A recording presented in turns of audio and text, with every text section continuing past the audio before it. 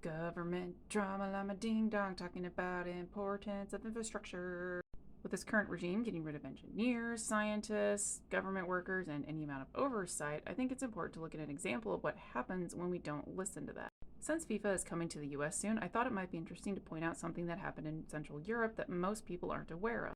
29 years ago, in 1997, there was a flood that went through Central Europe, taking the lives of 114 people and causing material damages and estimated at $4.5 billion or 3.8 billion euros. It affected Germany, Poland, and the Czech Republic, and this was the second worst disaster for Poland after a particular incident in 1940s. The majority of those that didn't make it through were in Poland. There were 47,000 buildings also hit by the flood, 106,000 people evacuated. The flood damaged a lot of infrastructure like roads, railway lines, bridges, tunnels. In short, there was a crap ton of rainfall in a very short amount of time. At this point in time, a lot of the people that lived in the areas affected were used to some flooding and they kind of knew how to get around it, but this year was different. Another part of the issue is how the governments handle this because they had conflicting information between different engineers and different people trying to figure out how to handle this. In some cases, people had outdated maps that were missing information, or there hadn't been like a geological survey done on some of the area. Combine that with the fact that people who lived in these areas were also like, well, we've dealt with flooding before, why would this year be any different?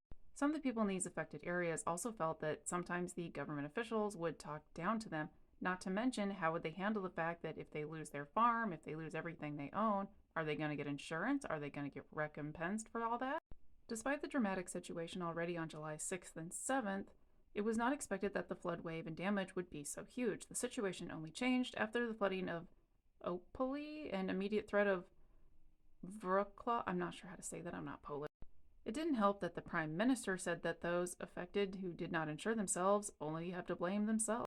Of course, they apologize for their unfortunate statement. This is another case when it is confirmed that you need to be careful and you have to insure yourself, and this truth is still not very common.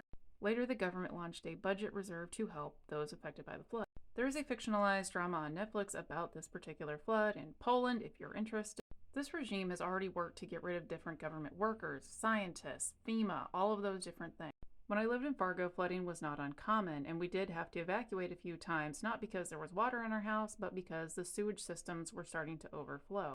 We were already struggling to maintain infrastructure within the United States. This regime is hemorrhaging people that are qualified and intelligent to handle disaster situations. No civilization in history has ever considered chief hydrological engineer a calling. Yes, the Cappadocians, fine.